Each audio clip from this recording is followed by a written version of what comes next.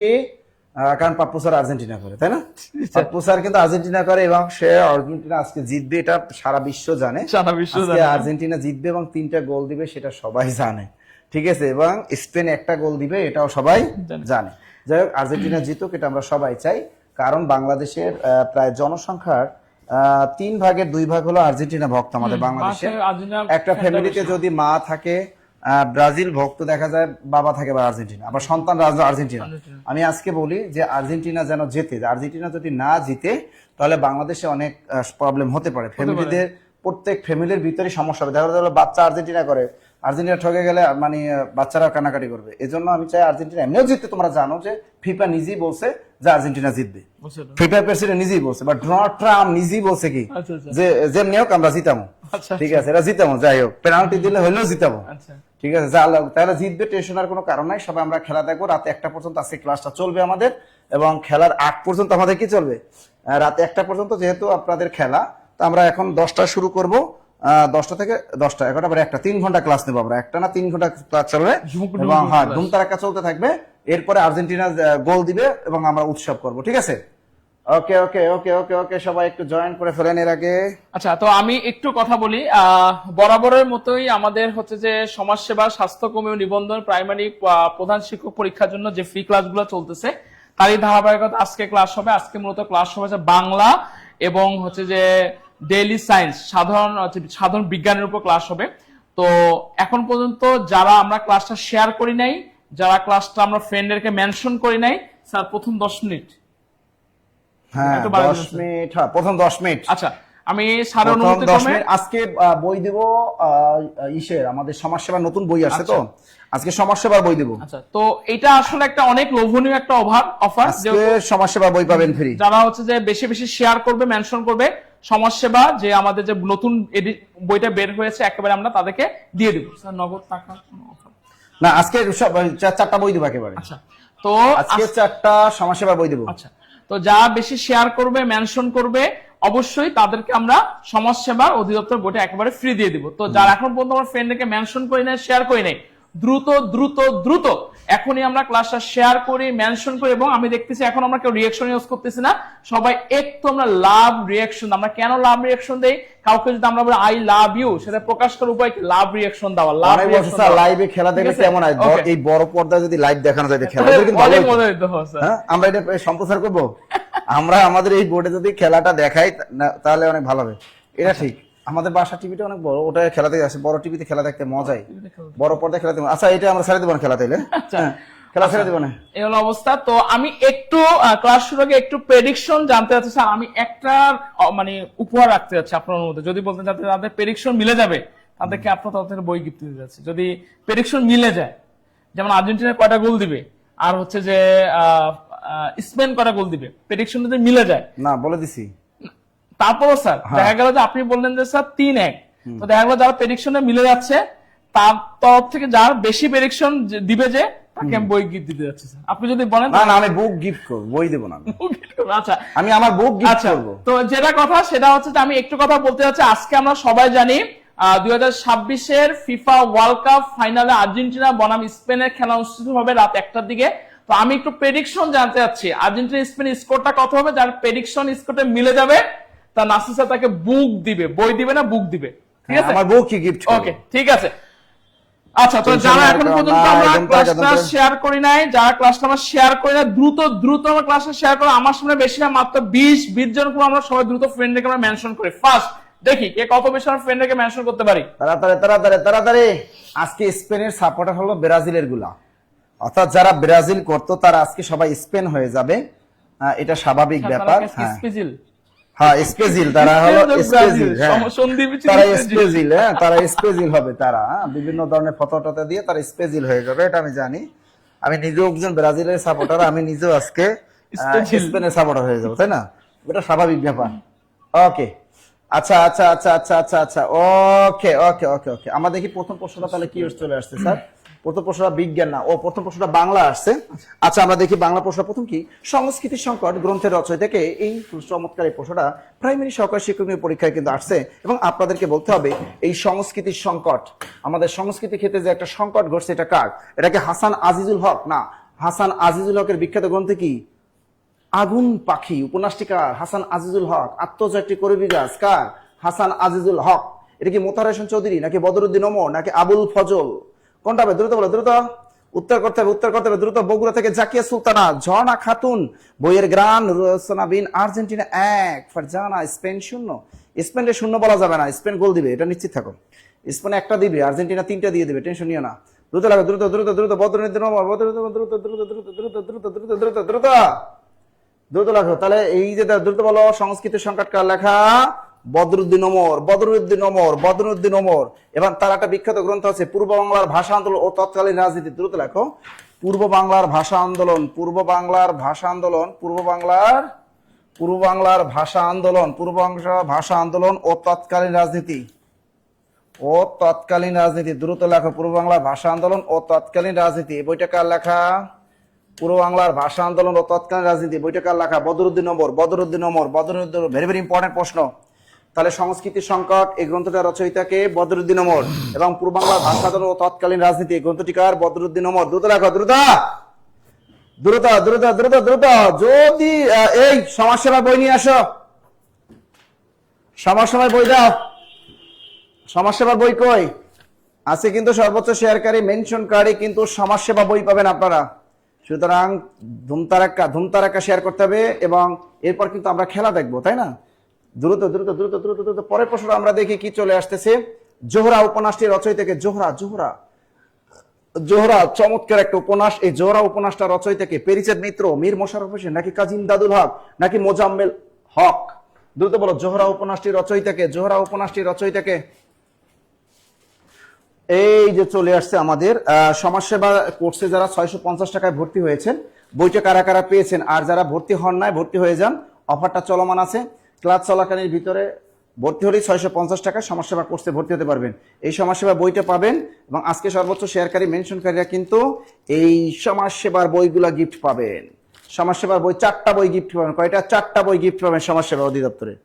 ধুমতারাক্কা ধুমতারাক্কা ধুমতারাক্কা। দ্রুত লেখো, দ্রুত উত্তরটা ট্রাস্টার বলতে হবে। জোহরা উপন্যাসটিকা, দ্রুত লেখো। আবার দেখো, আমাদের আরেকটা প্রশ্ন আসে পরীক্ষায়, শাহনামা একটা মৌলিক গ্রন্থ। শাহনামা, এই শাহনামা গ্রন্থটা প্রথম লেখেন কে? শাহনামা কার গ্রন্থ? ফেরদৌসি, ইরানির কবি ফেরদৌসি। কে লেখা? ইরানি কবি ফেরদৌসি। হ্যাঁ, উনি ফার্সিতে লিখছে এই শাহনামা।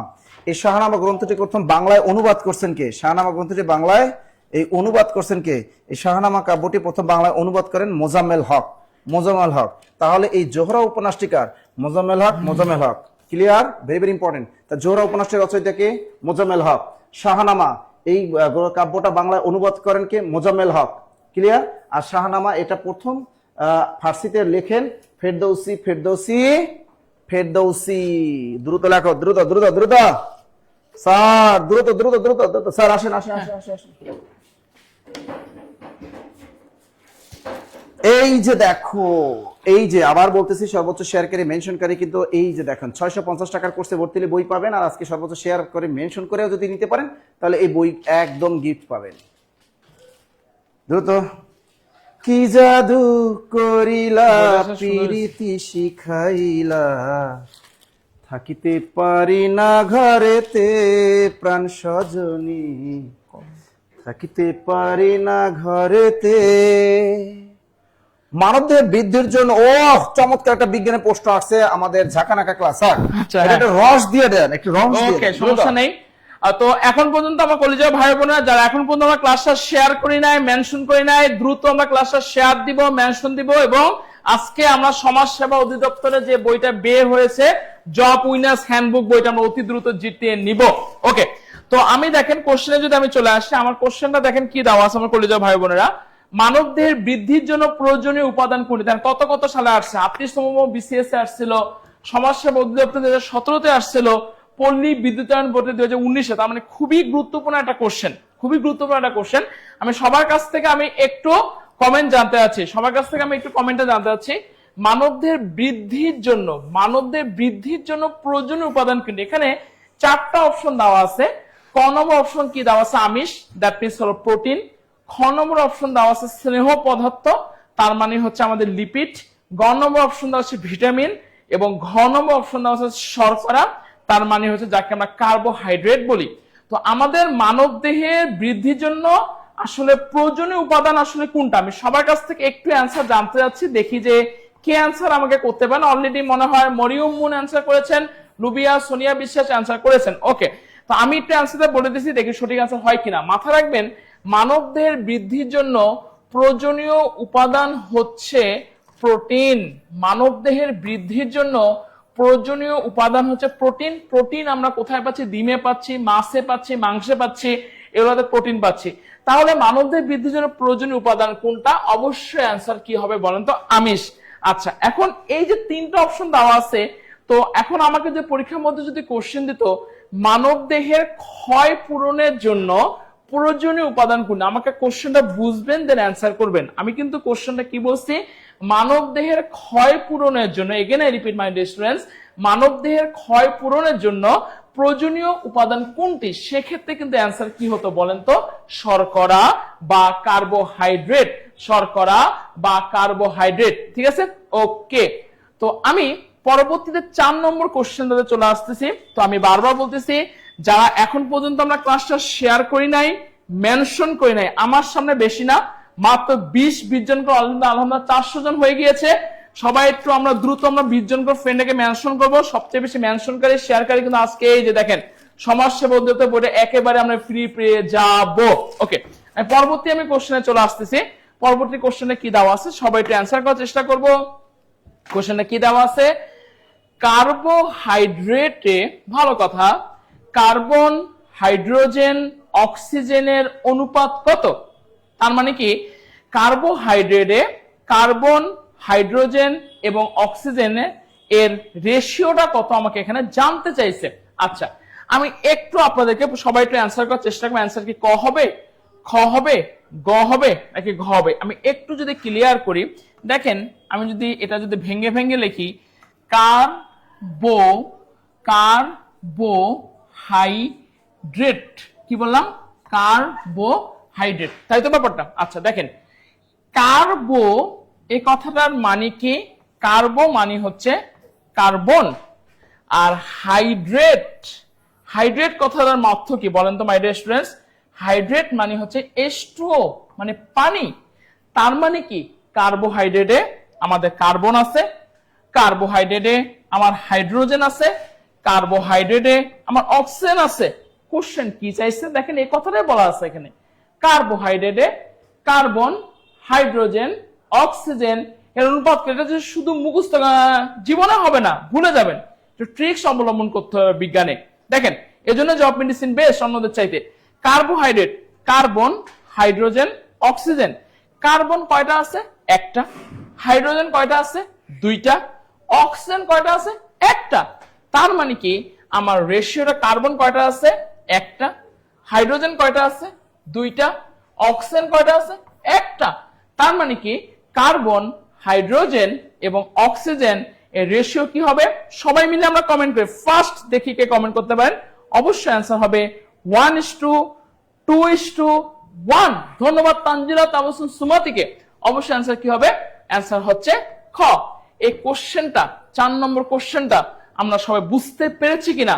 সবাই বুঝতে পারলে সবাই ক্লিয়ার লিখে কমেন্ট করেন। যারা এখন পর্যন্ত ক্লাসটা শেয়ার করেনি আমার সাথে দ্রুত ক্লাসটা শেয়ার করার চেষ্টা করবেন। আমি পরবর্তীতে 5 নম্বর কোশ্চেনটাতে চলে আসতেছি।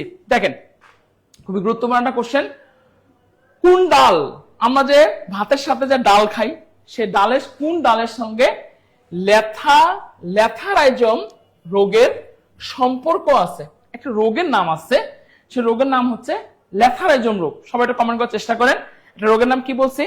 ল্যাথারাইজম রোগ। আমাকে একটু কমেন্ট করে জানাই দেন তো মাই ডিয়ার স্টুডেন্টস, কলেজে ভাই বোনেরা। এই যে ল্যাথারাইজম, এই রোগটার নাম আমরা কে কি শুনছি, বা এই রোগটা আসলে কি? আমরা অনেকে শুনে থাকি এই ডাল খেলে এই ল্যাথারাইজম রোগটা হয়, কিন্তু আসলে রোগটা কি? এটা আসলে এক ধরনের প্যারালাইসিস রোগ, এক ধরনের প্যারালাইসিস রোগ, স্নায়ুতন্ত্র রোগ। তো কোন ডালের সঙ্গে ল্যাথারাইজম রোগের সম্পর্ক আছে? 4টা ডাল আছে। অরহর ডাল খেলে, ছোলা ডাল খেলে, খেসারি ডাল খেলে, নাকি মটর ডাল খেলে, কোন ডাল খেলে আসলে ল্যাথারাইজম নামক রোগ হবে? অবশ্যই অবশ্যই আমার কলেজের ভাই বোনেরা মাথায় রাখবেন ল্যাথারাইজম নামক রোগটা হবে খেসারি ডাল খেলে। ল্যাথারাইজম নামক রোগটা কি হবে? খেসারি ডাল খেলে। তাহলে অবশ্যই 5 এর অ্যান্সার কি হবে? গ। দেখি তো কে সবার আগে অ্যান্সার করেছে। হ্যাঁ, সবার আগে অ্যান্সার করেছে শরীফা ইসলাম, নিহা ঐসি, নুরুন নবী, রোমান শিকদার, শরীফ ইসলাম। ধন্যবাদ, ধন্যবাদ। তো আমার সামনে বেশি না, আজকে ক্লাসের জন্য আমি 20 জন করে ফ্রেন্ডে মেনশন যাচ্ছে। একটু সবাই ক্লাসে আমরা রিয়াকশন করি। দেখেন, আপনারা যদি আমাকে ভালোবাসেন, আমি বুঝবো কেমন? আপনাদের লাভ রিয়াকশন না দেয় বুঝতে পারবো না। তো লাভ রিয়াকশন সবাই একটু দেওয়ার চেষ্টা করবেন। ওকে, পরবর্তীতে আমি 6 নম্বর কোশ্চেনটাতে চলে আসতেছি। সবাই পারা উচিত এই কোশ্চেনটা কি দেওয়া আছে? সর্বজনীন দাতা বলা হয় কোন ব্লাড গ্রুপকে? একটু সবাই ঠান্ডা মাথা আগে কোশ্চেনটাকে বুঝবেন। আমি কিন্তু কোশ্চেনটাকে কিন্তু একেবারে ভেঙে ভেঙে আপনাদের সামনে আমি অ্যানালাইসিস করবো আমার কলিজার ভাই বোনেরা। সার্বজনীন দাতা বলা হয় কোন ব্লাড গ্রুপকে? আগে আমাকে জানতে হবে আসলে ব্লাড গ্রুপ কয়টা। আমার কলিজার ভাই বোনেরা কোশ্চেনটা বুঝবেন, একটু কমেন্টে মেহরবানি করে অ্যান্সার করার চেষ্টা করবেন। বলেন তো আমার কলিজার ভাই বোনেরা, ব্লাড গ্রুপ কয়টা? কয় ধরনের ব্লাড গ্রুপ আছে? বলেন, কয় ধরনের ব্লাড গ্রুপ আছে? সবাই একটু কমেন্ট করেন। ধন্যবাদ সুফি আক্তারকে। ওকে, সবাই একটু দেখি কে সবার আগে অ্যান্সার করার চেষ্টা করেন তো। বলেন তো আমাদের কয় ধরনের ব্লাড গ্রুপ আছে? হ্যাঁ, আমাদের 4 ধরনের ব্লাড গ্রুপ আছে। এ positive, B A, B A B আর ও। 4 ধরনের ব্লাড গ্রুপ আছে। এর মধ্যে এ পজিটিভ আছে, এ নেগেটিভ আছে, বি পজিটিভ আছে, বি নেগেটিভ আছে, এবি পজিটিভ আছে, এবি নেগেটিভ আছে, ও পজিটিভ আছে, O negative. But maximum A B, A B আর ও, এর মধ্যে পজিটিভ কেউ থাকে, কেউ নেগেটিভ কেউ থাকে। এখন আমার কলিজার ভাই বোনেরা এখানে কোশ্চেন, ধন্যবাদ লীনা বিশ্বাসকে। সার্বজনীন দাতা মানে কি?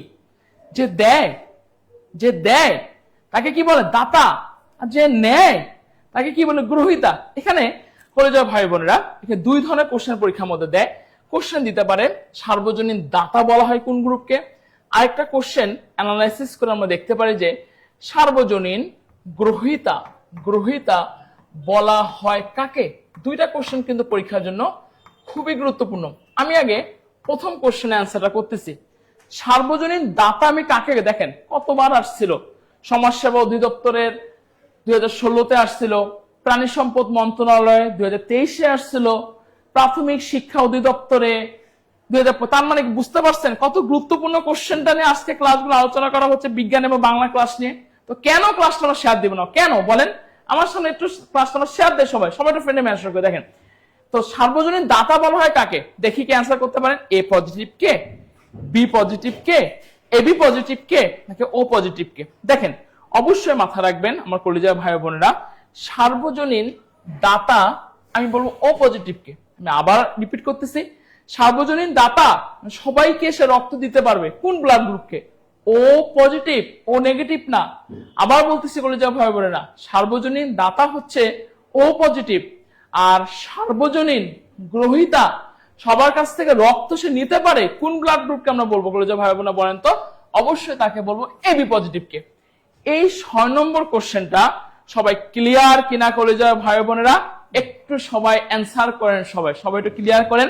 তো যারা এখন পর্যন্ত শেয়ার করি নাই, মেনশন করি নাই, যারা বইটা নিতে চান অতি দ্রুত ক্লাসটা শেয়ার দিব, মেনশন দিব, আমাকে ভালোবেসে থাকলে, নাসির স্যারের ভালোবেসে থাকলে এবং জব মিলেছে লাভ রিঅ্যাকশন দিব সবাই। ওকে, আমি পরবর্তী কোশ্চেনে চলে আসতেছি। 7 নম্বর কোশ্চেন, প্রথম আলো উপন্যাস থেকে লিখেছে আমাদের সদ্য নাসির স্যারের কোশ্চেন আনসারটা দিবে। অনেকে বুঝতে পারে যে প্রথম আলো একটা পত্রিকার নাম এবং মতিউর রহমান টিক দিয়ে চলে আসি, হ্যাঁ তাই না? এটা কিন্তু অনেকে ভাবতে পারেন যে স্যার এটা প্রথম আলো উপন্যাসটা কে লিখছেন, বলতে পারবেন?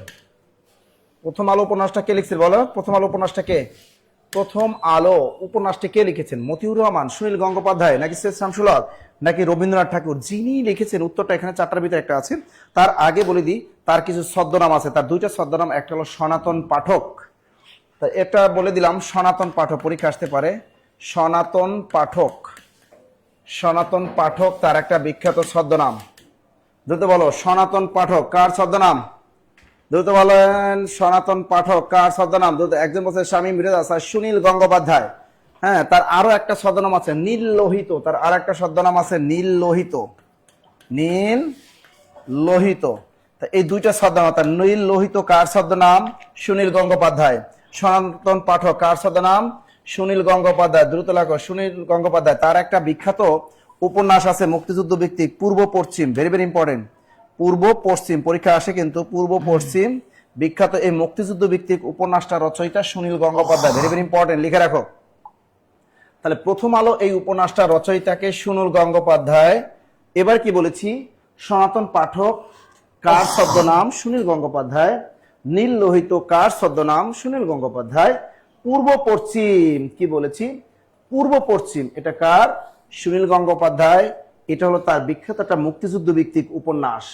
পূর্ব পশ্চিম হলো মুক্তিযুদ্ধ ভিত্তিক একটা উপন্যাস সুনীল গঙ্গোপাধ্যায়ের। ক্লিয়ার সবাই?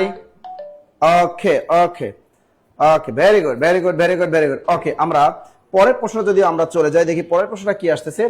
নেমেসিস কোন জাতীয় রচনা? আমরা জানি নেমেসিস এটা কি কাব্য, এটা কি নাটক, নাকি উপন্যাস, নাকি গীতি কবিতা? আপনারা উত্তরটা বলতে থাকেন, আমরা বলি। এটা হলো 49-এর মনন্তর। পরীক্ষায় কিন্তু কোন চাকরি পরীক্ষা আসে 49-এর মনন্তর কাহিনী। 49-এর মনন্তর, হ্যাঁ, 49-এর মনন্তর, 49-এর মনন্তর, অথবা কোন চাকরি পরীক্ষা আছে 50-এর মনন্তর। হ্যাঁ, উত্তর দুইটাই সঠিক। আবার একটা আছে গ্রাম বাংলার দুর্ভিক্ষ, গ্রাম বাংলার দুর্ভিক্ষ, গ্রাম বাংলার দুর্ভিক্ষ। ঠিক আছে, তার নেমেসিস আপনারা বলে ফেলেছে, এটা বিখ্যাত একটা নাটক। আর এই নাটকটা রচয়িতা হলো নুরুল মোমেন। দ্রুত লিখে রাখো, এই নাটকটা রচয়িতাকে নুরুল মোমেন। দ্রুত লেখো, নস্কে নু, রস্কে রুল, নুরুল, ময়কার ম, ময়কার মে, না মোমেন। তা নুরুল মোমেনের বিখ্যাত একটা নাটক হলো নেমেসিস। আর এই নেমেসিস নাটকের মূল কাহিনী হলো 49-এর মনন্তর। যদি পরীক্ষা এটা থাকে, এটা টিক মারবা। যদি এটা না থাকে অপশনে, তখন সেটা 50-এর মনন্তর টিক দিয়ে চলে আসবা। অপশনে দুইটা থাকলে 49-এর মনন্তর টিক দিবা, এটা না থাকলে 50-এর মনন্তর টিক দিবা। অথবা আরেকটা আছে, এটা হলো গ্রাম বাংলার দুর্ভিক্ষের চিত্র। এই নাটকের মূল থিম হলো গ্রাম বাংলার দুর্ভিক্ষের চিত্র। আর এই নেমেসিস নাটকের রচয়িতা হলো নুরুল মোমেন, নুরুল মোমেন, নুরুল মোমেন। ক্লিয়ার সবাই? এই লিখেছেন লিখেছেন লিখেছেন, বেবিরা লিখেছেন। শোনেন, আজকে কিন্তু সর্বোচ্চ শেয়ারকারী মেনশনকারী যদি শেয়ার না করেন তাহলে কিন্তু বই দিব না, কিন্তু বই কিন্তু দিব না। সমাজসেবা বই কারা কারা পাইছেন? যারা 650 টাকা দিয়ে ভর্তি হয়েছেন তারা কিন্তু সবাই পেয়েছেন। 650 টাকা দিয়ে যারা সমাজসেবা কোর্সে ভর্তি হয়েছেন সবাই কিন্তু বই পাইছেন। যদি বই না পেয়ে থাকেন কমেন্ট করবেন, ওকে? আর কারা কারা বই পাইছেন হাতে একটু কমেন্টে জানিয়ে দেন। 650 টাকার কোর্সে যারা ভর্তি হয়েছেন, সমাজসেবা করছেন, বই যারা পেয়েছেন তারা একটু কমেন্টে জানাবেন। মানবদের সবচেয়ে বড় হাড় কোনটি? Fibula, tibula, femur, humerus. দ্রুত বলেন, দ্রুত বলেন, দ্রুত বলেন। মানবদের সবচেয়ে বড় হাড় কোনটা? স্যার মেরে দেন। ওকে ওকে ওকে, আমার কলেজের ভাই বোনা যারা এখনো ক্লাসটা শেয়ার করেন নাই, মেনশন করেন নাই, ঠিক আছে, শুরু কর পড়ানো। আচ্ছা ওকে। তো দেখেন, আমি একটু আলোচনা করতেছি। দেখেন বা কোশ্চেনটা কি দিছে, মানবদেহের সবচেয়ে বড় হাড় কোনটি? একটু সময় অ্যান্সার করার চেষ্টা করেন। কোশ্চেনটা কোথায় কোথায় আসছিল? একটি বাড়ি একটি খামার প্রকল্পের সমন্বয়কারী 2017 আসছিল, যুব উন্নয়ন অধিদপ্তর 2022 আসছিল, তারপর প্রাথমিক বিদ্যালয় সহকারী শিক্ষক 2023 কোশ্চেন আমাদের আসছিল। 4টা অপশন দেওয়া আছে, একটু অ্যান্সার করার চেষ্টা করেন। দেখি কি অ্যান্সার করার চেষ্টা করতে করেন। অলরেডি জেরিন একটা অ্যান্সার করেছে, সবাই একটু অ্যান্সার করার চেষ্টা করেন। মানবদেহের, আচ্ছা আমাকে একটু অ্যান্সার করেন তো, মানবদেহের সর্বমোট হাড় কয়টা? দেখি কি এই কোশ্চেন অ্যান্সারটা সবাইকে অ্যান্সার করতে পারেন। বলেন, মানবদেহের সর্বমোট হাড় কয়টা? ফার্স্ট অ্যান্সার করার চেষ্টা করেন। বলেন, মানবদেহের সর্বমোট হাড় কয়টা? দেখি কি অ্যান্সার করতে পারেন। বলেন বলেন বলেন, মানবদেহের সর্বমোট হাড় কয়টা? বলেন, মানবদেহের সর্বমোট হাড় কয়টা? খুবই গুরুত্বপূর্ণ কোশ্চেন, অবশ্যই মাথায় রাখতে হবে। মানবদেহের সর্বমোট হাড় হচ্ছে 206টা। এই কোশ্চেনটা কিন্তু পরীক্ষার জন্য খুবই গুরুত্বপূর্ণ। আচ্ছা, এখানে কোশ্চেন দেওয়া আছে মানবদেহের সবচেয়ে বড় হাড়। বড় হাড় না দিয়ে আমাকে কিন্তু আরেকটা কোশ্চেন পরীক্ষার মধ্যে আমাদের দিতে পারতো, মানব দেহের মধ্যে সবচাইতে ছোট হাড় কোনটা? অবশ্যই একটা জিনিস মাথায় রাখবে, মানব দেহের মধ্যে সবচাইতে বড় হাড় কোনটা? এই টপিকস থেকে এই 3টা ইনফরমেশন কিন্তু পরীক্ষার জন্য আমাদের অনেক বেশি গুরুত্বপূর্ণ। আমার কলেজের ভাই বোনেরা সবাই অ্যান্সার করার চেষ্টা করেন। বলেন, মানব দেহের মধ্যে সবচাইতে ছোট হাড় কোনটা? দেখি কে সবার আগে অ্যান্সার করতে পারেন। অবশ্যই মাথায় রাখবেন, মানব দেহের মধ্যে সবচাইতে ছোট হাড় হচ্ছে কানের হাড়। সে কানের হাড় নাম হচ্ছে স্টেপিস। এবং মানব দেহের মধ্যে সবচাইতে বড় হাড় হচ্ছে যে ফিমার। মানব, আবার রিপিট করতেছি করে যাও ভাই বোনেরা, মানব দেহের মধ্যে সবচাইতে বড় হাড় হচ্ছে ফিমার। এই ফিমারটা কোথায় অবস্থান করতেছে? মানুষের পায়ের মধ্যে যে হাড়টা অবস্থান করতেছে, ফিমার, প্যাটেলা, টিবুলা, মানবদেহের মধ্যে সবচেয়ে বড় হাড় হচ্ছে, সবাই একটা কমেন্ট করার চেষ্টা করেন, কি বলছি? ফিমার। এবং যদি কোশ্চেন করে মানব দেহের মধ্যে সবচাইতে ছোট হাড় কোনটা, সেক্ষেত্রে অ্যান্সার কি হবে বলেন তো? স্টেপিস। 6 নম্বর কোশ্চেনটা আমরা সবাই বুঝতে পেরেছি কিনা?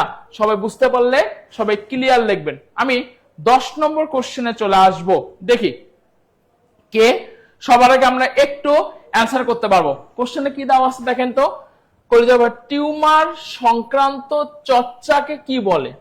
বলেন, টিউমার সংক্রান্ত চর্চাকে, তার মানে কি, মোট কথা জীববিজ্ঞানের কোন শাখায় এই টিউমার নিয়ে আলোচনা করা হয়েছে, বা জীববিজ্ঞানের কোন শাখায় আমার টিউমার সংক্রান্ত বিদ্যা নিয়ে আলোচনা করা হয়েছে? দেখেন কোশ্চেনটা কোথায় কোথায় আসছিল, 37তম বিসিএসে আসছিল, সমাজসেবা অধিদপ্তর হিসাব সহকারে 2017-তে আসছিল, পল্লী বিদ্যুতায়ন বোর্ডে 2019-এ কোশ্চেনটা আসছিল। দেখেন একটা জিনিস মাথা রাখবেন আপনারা, নামের শেষে যদি লজি থাকে, নামের শেষে যদি লজি থাকে, নামের শেষে যদি লজি থাকে, তাহলে বুঝবেন যে এটা হলো, এটাকে নিয়ে আলোচনা করা হচ্ছে, এটাকে নিয়ে আলোচনা করা হচ্ছে। দেখেন 4টা অপশন করা দেওয়া আছে।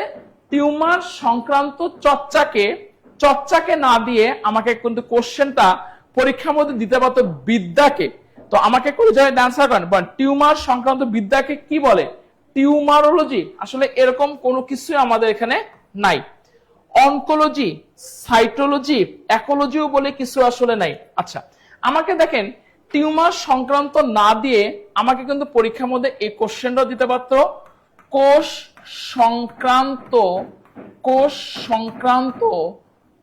সংক্রান্ত বিদ্যাকে কি বলে? কেউ কি অ্যান্সার করতে পারবেন আপনারা? দেখি কি অ্যান্সার করতে পারেন, বলেন। কোষ সংক্রান্ত বিদ্যাকে আমরা কি বলি? অবশ্যই আপনাদেরকে মাথা রাখতে হবে কলেজের ভাই বোনেরা, কোষ সংক্রান্ত বিদ্যাকে আমরা বলি হচ্ছে যে সাইটোলজি। তো আমাকে যদি পরীক্ষার মধ্যে দিত যে টিউমার সংক্রান্ত না দিয়ে যদি কোষ সংক্রান্ত দিত, অ্যান্সার কি হতো বলেন তো কলেজের ভাই বোনেরা? ধন্যবাদ মোসাম্মদ ঝর্ণা খাতুনকে, সবার আগে অ্যান্সার করছেন। তাহলে কোষ সংক্রান্ত বিদ্যাকে আমরা কি বলতেছি? সাইটোলজি। আমাকে পরীক্ষার মধ্যে কি দিচ্ছে? টিউমার সংক্রান্ত বিদ্যাকে কি বলি? হ্যাঁ, অবশ্যই মাথা রাখবেন, টিউমার সংক্রান্ত বিদ্যাকে আমরা বলবো অনকোলজি। এই কোশ্চেনটা ক্লিয়ার কিনা সবাই একটু কমেন্ট করে জানাই দিবেন। ওকে, পরবর্তীতে আমরা 11 নম্বর কোশ্চেনে চলে আসতেছি। কোশ্চেনটা কি দেওয়া আছে দেখেন, কোনটি ক্ষারধর্মী তরল যোজক টিস্যু? খুবই গুরুত্বপূর্ণ কোশ্চেন, সবাই অ্যান্সার করার চেষ্টা করেন। ধন্যবাদ। কোনটি? ধন্যবাদ তুলিকা তুলি, আফরোজা বেগম, সবাই একটু লাভ রিঅ্যাকশন দেন। আমাকে কে কে ভালোবাসেন দেখি, সবাই একটু লাভ রিঅ্যাকশন দেন। কে কে ভালোবাসবেন তাকে লাভ রিঅ্যাকশন দিতে হবে। ওকে, তো দেখেন আমাকে কোশ্চেনটা কি দেওয়া আছে, কোনটি ক্ষারধর্মী তরল যোজক টিস্যু? একটু দেখেন কোশ্চেনটা কোথায় কোথায় আসছিল। 16তম শিক্ষক নিবন্ধনে আসছিল, সহকারী উপজেলা থানা শিক্ষা পরিষদ 2015-তে আসছিল, প্রাথমিক বিদ্যালয় সহকারী শিক্ষক 2023-এ কোশ্চেনটা আসছিল। তার মানে কোশ্চেনে কি দেওয়া আছে, কোনটি ক্ষারধর্মী তরল যোজক টিস্যু? 4টা অপশন দেওয়া আছে। কোশ্চেনটা কি দেওয়া আছে সেটা হচ্ছে যে রক্ত, মূত্র, লালারস নাকি পিত্তরস, কোনটি আসলে ক্ষারধর্মী তরল যোজক টিস্যু? একটু কোশ্চেনটা অ্যান্সার করার চেষ্টা করেন, বলেন কোনটি ক্ষারধর্মী তরল যোজক টিস্যু? অবশ্যই মাথা রাখবেন, মূত্র এটা কিন্তু ক্ষারধর্মী তরল যোজক টিস্যু না। লালারস এটাও কিন্তু ক্ষারধর্মী তরল যোজক টিস্যু না। পিত্তরস এটাও কিন্তু ক্ষারধর্মী তরল যোজক টিস্যু না। মাথায় রাখবেন, ক্ষারধর্মী তরল যোজক টিস্যুই হচ্ছে একমাত্র হচ্ছে রক্ত, যাকে আমরা বলি হচ্ছে ব্লাড, যাকে আমরা কি বলি? ব্লাড। আচ্ছা, আমাকে একটা কোশ্চেন অ্যান্সার করেন তো আপনারা। কোশ্চেনটা হচ্ছে যে বলেন তো, একজন সুস্থ মানুষের দেহে, এগেন রিপিট আমার গুরুজন ভাই বোনেরা, কোশ্চেনটা হচ্ছে যে একজন সুস্থ মানুষের দেহে সর্বমোট কতটুকু পরিমাণে আসলে রক্ত থাকে, মানে আপনার আমার মতো সুস্থ মানুষের দেহে কতটুকু পরিমাণে রক্ত থাকবে। অবশ্যই মাথা রাখবেন, আপনার আমার মতো একজন সুস্থ মানুষের দেহে 5 থেকে 6 লিটার রক্ত থাকে। আবার রিপিট করতেছি, আপনার আমার মতো একজন সুস্থ মানুষের দেহে, আপনার আমার মতো একজন সুস্থ মানুষের দেহে রক্তের পরিমাণ হচ্ছে 5 থেকে 6 লিটার। এই ইনফোটাও কিন্তু আপনাদের পরীক্ষার জন্য অনেক গুরুত্বপূর্ণ। কলেজা ভাই বোনেরা ক্লিয়ার কিনা? সবাই একটু আনসার করার চেষ্টা করেন, ঠিক আছে? ওকে, আমি পরবর্তী 12 নম্বর কোশ্চেনে চলে আসতেছি। দেখেন, মানব দেহের, মানুষের শরীরের সর্ববৃহৎ গ্রন্থি কোনটা? বলেন। মানুষের শরীরে সবচেয়ে বড়, ধন্যবাদ অনামিকা রয়কে, মানবদের মানুষের সবচেয়ে বড় গ্রন্থি কোনটা? দেখেন কোশ্চেনটা কত, স্বাস্থ্য মন্ত্রণালয়ে আসছিল, সিভিল সার্জনের কার্যালয়ে আসছিল, স্বাস্থ্য প্রকৌশল অধিদপ্তর ওষুধ তথা 2022 কোশ্চেন আসছিল। 4টাই কিন্তু আমাদের গ্রন্থি। যকৃত একটা গ্রন্থি, এন্ডোক্রাইন একটা গ্রন্থি, অগ্নাশয় একটা গ্রন্থি, প্লীহা একটা গ্রন্থি। তো আমার কোশ্চেনটা হচ্ছে যে মানুষের শরীরের মধ্যে সবচেয়ে বড় গ্রন্থি আসলে কোনটা?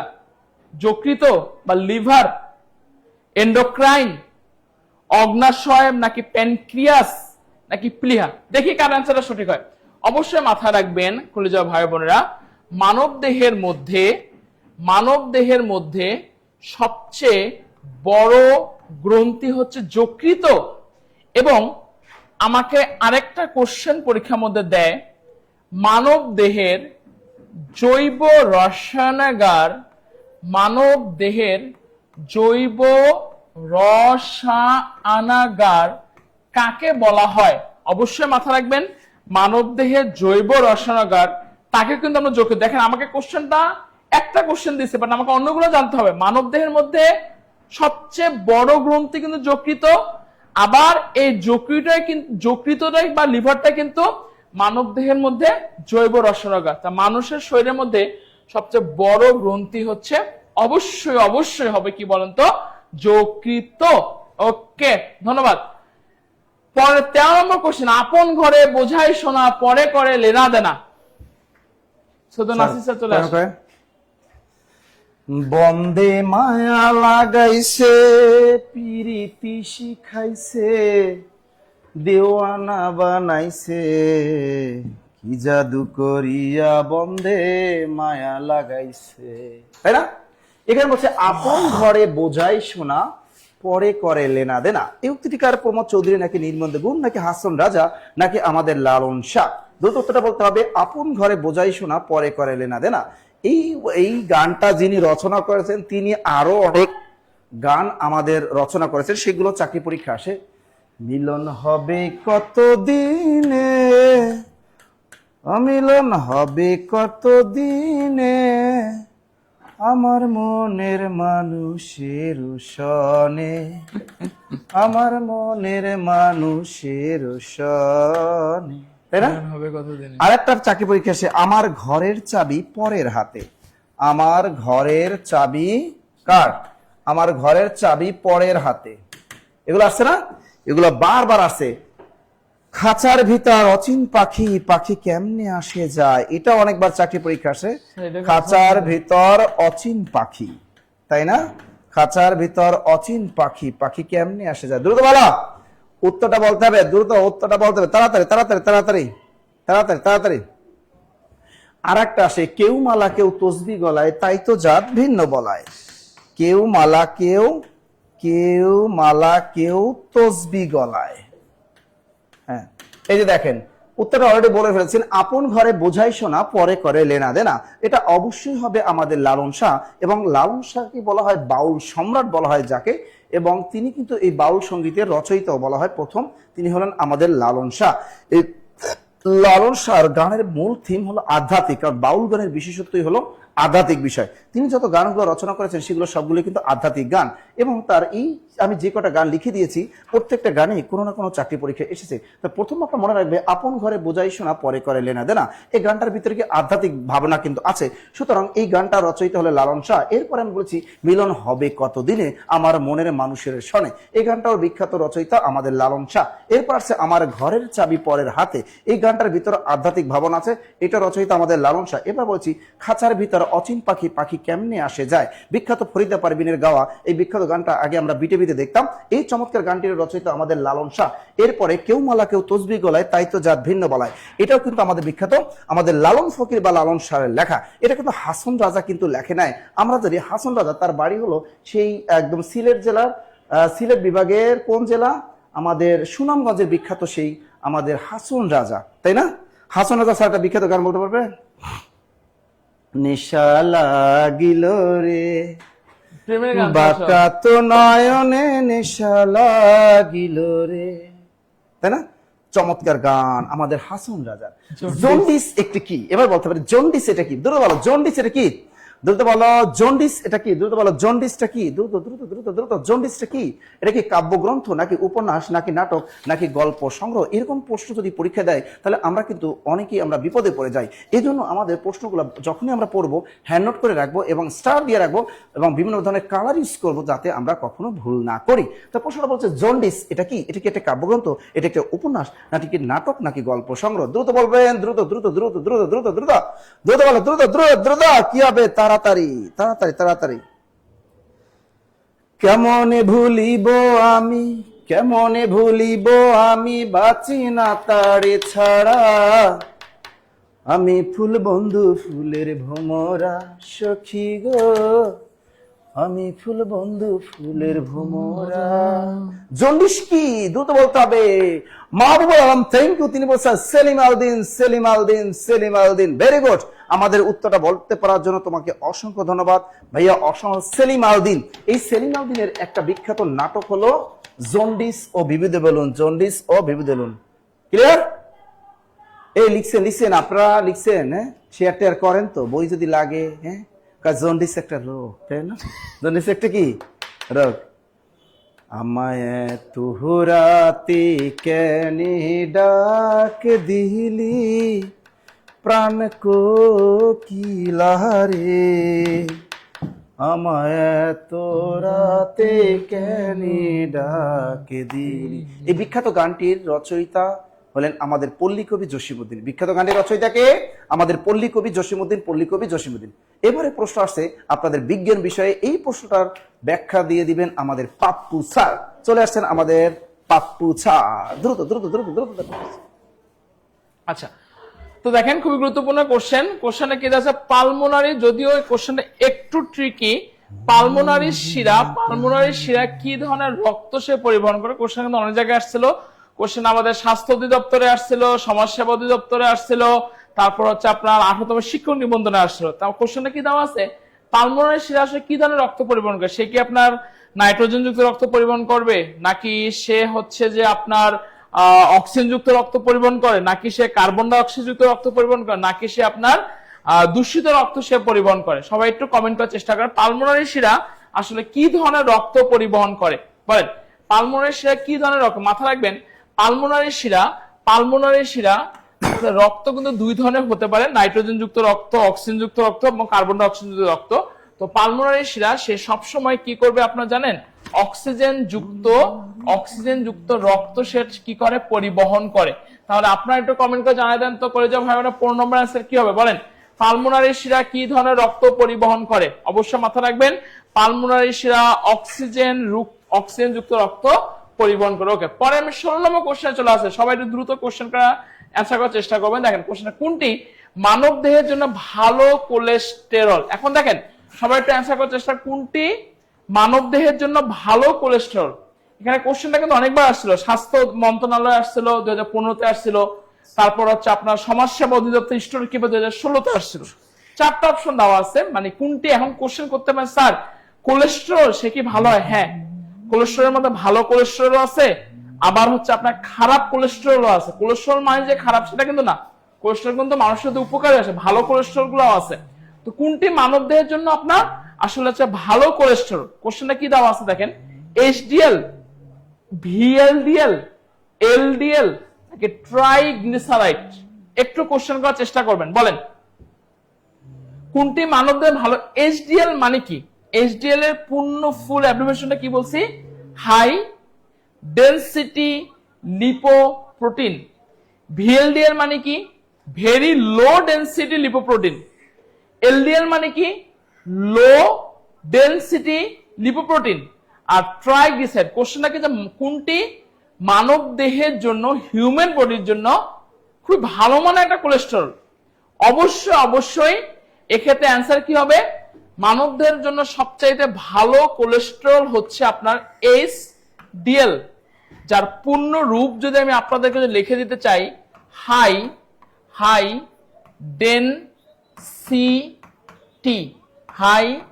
Density lipoprotein.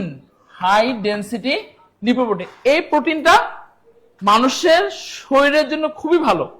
মাথা রাখবেন, এইচডিএল থাকাটা ভালো কিন্তু এলডিএল থাকাটা খারাপ। অবশ্যই মাথা রাখবেন এইচডিএল। 16 আনসার করে কত হবে? ক। পরের কোশ্চেনে আমি চলে আসছি করে যা ভাই বোনা। কোশ্চেনে কি দাম আছে? H2SO4 এর সালফারের জারণ সংখ্যা কত?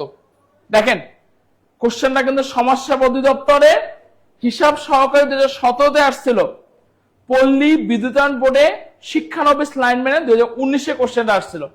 একটা কথা আপনাদেরকে না বললেই নয়, এই জারণ সংখ্যা থেকে একটা কোশ্চেন কিন্তু সমাজসেবা অধিদপ্তরে আসলেও আসতে পারে, বিজ্ঞান থেকে কোশ্চেন জারণ সংখ্যা। আমি একটু এই কোশ্চেন অ্যান্সারটা জানতে চাচ্ছি, আসলে দেখি কে সবার আগে অ্যান্সার করতে পারেন। এই সালফিউরিক অ্যাসিডের জারণ সংখ্যা কত? আমি একটু যদি আপনাদের সামনে ভেঙে আলোচনা করি, দেখেন প্রথমে H2SO4 এটা কিসের সংকেত? সালফিউরিক অ্যাসিডের সংকেত। যেহেতু টোটাল ইকুয়াল ধরবো আমরা 0। আচ্ছা, হাইড্রোজেন যেহেতু আছে, হাইড্রোজেন হচ্ছে +1 × 2 এর জন্য 2, আর যেহেতু সালফারের মান বের করতে বলছে এটা ধরবো x, আর অক্সিজেনকে কি ধরবো? -2 × 4 ইকুয়াল কি হবে? 0। একটু বোঝার চেষ্টা করবেন, এগুলো কিন্তু কনস্ট্যান্ট মান, নির্দিষ্ট মান। হাইড্রোজেনের জন্য জারণ সংখ্যা হচ্ছে কলেজের ভাই বোনের +1, আর সালফার যেহেতু বের করতে বলছে সেক্ষেত্রে এটা x ধরছি। আচ্ছা, তো এই জায়গায় কি হচ্ছে? +2 + x - 8 = 0। তাহলে কি দাঁড়াচ্ছে? x - 6 = 0। তার মানে কি x = কি? +6 তার সালফিউরিক অ্যাসিডের সালফারের জারণ সংখ্যা কত? একটু সবাই দ্রুত কমেন্ট করার চেষ্টা করেন, বলেন সালফিউরিক অ্যাসিডের সালফারের জারণ মান কত? বলেন। রবিউল ইসলাম সবাই অ্যান্সার করে, হ্যাঁ মাথা রাখবেন সালফিউরিক অ্যাসিডের সালফারের জারণ মান +6। এই কোশ্চেনটা সবাই বুঝতে পারছেন কিনা? খুবই গুরুত্বপূর্ণ কোশ্চেন। বুঝতে পারলে সবাই মেহেরবানি করে কমেন্টে ক্লিয়ার লিখে দেন। মেহেরবানি করে সবাই ক্লিয়ার লিখে দেন। সবাই ক্লিয়ার কিনা? সবাই একটু ক্লিয়ার লিখে দেন, সবাই এভরিওয়ান। ওকে, পরের কোশ্চেনে আমি চলে আসতেছি। পরের কোশ্চেন, বনি আদম কাব্যগ্রন্থটির রচয়িতা কে? এই বনি আদম কাব্যগ্রন্থ যিনি লিখেছেন তিনি আরো একটা কাব্যগ্রন্থ লিখেছেন, সেটার নাম হলো রক্তরাগ। স্যার অস্ত্রটা দেন, তুই লেখেন। তার আরো একটা বিখ্যাত কাব্যগ্রন্থ আছে, সেটার নাম হলো রক্তরাগ। তাহলে আপনি পারবেন যে এটা কে লিখেছেন। উত্তরের নাম কি? রক্তরাগ। এই রক্ত নামে তিনি একটা কাব্য কিন্তু তিনি একটা রচনা করেছেন, এবং তার কিন্তু বিখ্যাত একটা জীবনী গ্রন্থ আছে বিশ্বনবী। তাই এই বিশ্বনবী এটা একটা তার বিখ্যাত জীবনী গ্রন্থ। যিনি এই বনি আদম কাব্যটাও যিনি লিখেছেন, রক্তরাগ কাব্যটি তিনি লিখেছেন। এবং তার একটা বিখ্যাত শিশুতোষ কাব্য আছে, আমরা নতুন আমরা করি। এটা অনুষ্ঠানটা কিন্তু আমরা ছোটবেলায় বিটিভিতে দেখতাম, আমরা নতুন আমরা করি। যত লেখো আবার কিন্তু নতুন করে শুরু হবে এই আমরা নতুন আমরা করি। এটাও কার? এটা কিন্তু বিখ্যাত সেই রাইটারে। বলতে হবে সেই রাইটারের নাম কি? দ্রুত বলো। বিশ্বনবী, তার বিখ্যাত একটা জীবনী গ্রন্থ। দ্রুত লেখো, দ্রুত। ফারজানা, দ্রুত বলো। এবং তার বিখ্যাত একটা উপন্যাস আছে রূপের নেশা। তার বিখ্যাত উপন্যাস রূপের নেশা, দ্রুত লেখার দিকে রূপের নেশা। তা রূপের নেশা এটা তার বিখ্যাত একটা উপন্যাস। তা এগুলো কার বলতো দ্রুত, এগুলো কার? এবং তার বিখ্যাত একটা কবিতা আছে জীবন বিনিময়, তার বিখ্যাত একটা কবিতা আছে, কবিতার নাম হলো জীবন বিনিময়। জীবন বিনিময় এই বিখ্যাত কবিতাটার রচয়িতাও তিনি আর কেউ নয়, তিনি হলেন আমাদের অতি সুপরিচিত এবং যাকে বলা হয় কি গোলাম মোস্তফা, তিনি হলেন আমাদের গোলাম মোস্তফা। তাহলে এখানে প্রশ্ন ছিল যে বনি আদম এই কাব্যগ্রন্থটির রচয়িতাকে, উত্তরটা হবে গোলাম মোস্তফা। গোলাম মোস্তফা তাকে বলা হয় কিন্তু মুসলিম রেনেসার কবি। আমরা জানি বাংলা সাহিত্যে মুসলিম রেনেসার কবি হলো দুজন, একজন হলো আমাদের ফরুক আহমেদ, দ্বিতীয় হলো আমাদের গোলাম মোস্তফা। তো এই গোলাম মোস্তফার বিখ্যাত কাব্য বনি আদম এবং তার আরেকটি বিখ্যাত কাব্য হলো রক্তরাগ। এরপরে আমরা বিশ্বনবী তার বিখ্যাত জীবনী গ্রন্থটা আমরা জানি, বিশ্বনবী যেটা বিভিন্ন চাকরি পরীক্ষায় বারবার এসেছে, সেটার নাম হলো বিশ্বনবী। তা পরীক্ষা যদি আসে এই বিশ্বনবী বিখ্যাত এই জীবনী গ্রন্থের রচয়িতাকে, তিনি হলেন আমাদের গোলাম মোস্তফা। এরপর বলছে আমরা নতুন আমরা করি, এই শিশুদের নিয়ে বিখ্যাত এই বইটার রচয়িতা হলেন আমাদের গোলাম মোস্তফা এবং তার একটি বিখ্যাত কবিতা হলো জীবন বিনিময়। এবং দেখেন তার একটি বিখ্যাত উপন্যাস হলো রূপের নেশা। তার রূপের নেশা এই বিখ্যাত উপন্যাসটা রচয়িতা আমাদের গোলাম মোস্তফা। গোলাম মোস্তফা, গোলাম মোস্তফা। ক্লিয়ার সবাই? Clear clear clear clear. চাকরি হবে না কেন? আমরা যদি এরকম প্রত্যেকটা প্রশ্ন যদি আমরা এরকম একটা প্রশ্নের সাথে আরো প্রশ্ন যদি আমরা শিখতে পারি, তাহলে আমাদের চাকরি হবে না কেন? বলো, হবে না কেন? উফ, ক্ষুধা প্রেম আগুন, সব প্রেম। এখানে বলছে ক্ষুধা প্রেম আগুন, বলতে হবে এই ক্ষুধা প্রেম আগুন এই উপন্যাসটা রচয়িতাকে। দ্রুত বলো। কেমনে ভুলিব আমি, কেমনে ভুলিব আমি, বাঁচি না তারে ছাড়া, আমি ফুল বন্ধু ফুলের ভোমরা, সখী গো আমি ফুল বন্ধু ফুলের ভোমরা। এই বিখ্যাত গানটির রচয়িতা হলেন আমাদের শাহ আব্দুল করিম। আপনাকে বলতে হবে ক্ষুধা প্রেম আগুন এই বিখ্যাত উপন্যাসটা রচয়িতাকে রুদ্র মোহাম্মদ শহীদুল্লাহ, নাকি হুমায়ুন আহমেদ, নাকি আব্দুল মান্নান সৈয়দ, নাকি নির্মলেন্দু গুণ? দ্রুত ঝটপট ঝটপট ঝটপট ঝটপট, দ্রুত উত্তর, দ্রুত উত্তর, দ্রুত উত্তর, দ্রুত দ্রুত দ্রুত দ্রুত দ্রুত দ্রুত।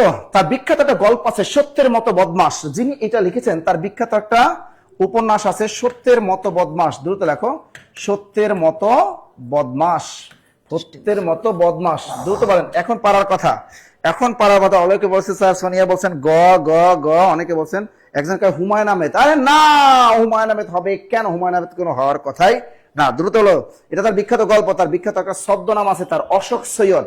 তার একটা বিখ্যাত ছদ্মনাম আছে অশোক সৈয়দ। অশোক সৈয়দ তার হলো বিখ্যাত ছদ্মনাম অশোক সৈয়দ।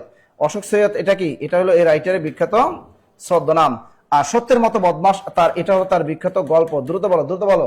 তার ক্ষুধা প্রেম আগুন, এটা হলো আব্দুল মান্নান সৈয়দ। উত্তরটা যারা বলেছেন thank you thank you thank you. ক্ষুধা প্রেম আগুন আছে কিন্তু স্যার, দেখছেন? ক্ষুধা প্রেম ভিতরে কিন্তু আগুন আছে। বিখ্যাত উপন্যাসটা রয়েছে আব্দুল মান্নান সৈয়দ, তার বিখ্যাত গল্প সত্যের মতো বদমাস, সত্যের মতো বদমাস, এবং তার বিখ্যাত ছদ্মনাম অশোক সৈয়দ। অশোক সৈয়দ, অশোক সৈয়দ। দ্রুত দ্রুত দ্রুত। কেমন লাগতেছে ক্লাস? এবং তাকে কিন্তু বলা হয় বাংলা সাহিত্যের পরাবাস্তব কবি। বাংলা সাহিত্যে দুইজনকে বলা হয় দুইজন কবিকে বলা হয় পরাবাস্তব কবি। একজন হলো আব্দুল মান্নান সৈয়দ, আরেকজন আমাদের জীবনানন্দ দাশ। তাহলে তাকে বলা হয় কি বাংলা সাহিত্যে পরাবাস্তব কবি, পরাবাস্তব কবি। তা বাংলা সাহিত্যে পরাবাস্তব কবি দুইজন, একজন হলো আব্দুল মান্নান সৈয়দ, আরেকজন হলো আমাদের জীবনানন্দ দাশ। জীবনানন্দ দাশ।